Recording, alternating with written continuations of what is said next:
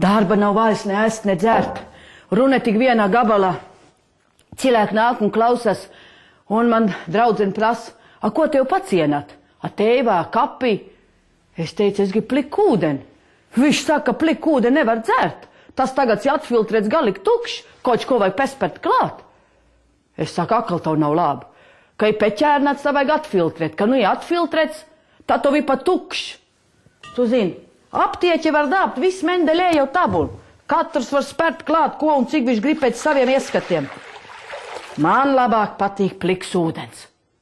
Draudzene saka, pēc darba mēs varam kaut kur āziet. Nu, ja dzers, teju, kapi, paseides. Bet es taču gribu pliku ūdeni. Uz to viņš teica, tu dāpst ūdeni pa pliko. Nāc čorp. Nu, ka mēs bija tikuši līdz ķērptu, viņš man iespiež saujas ceperu un saka, ūdens tov jau gaida. Tu zini, kas tā bija pa ceperu? Pelceperu.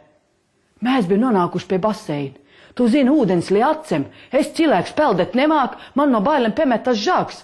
Akal bija jāmeklē, kur palika tas ūdens.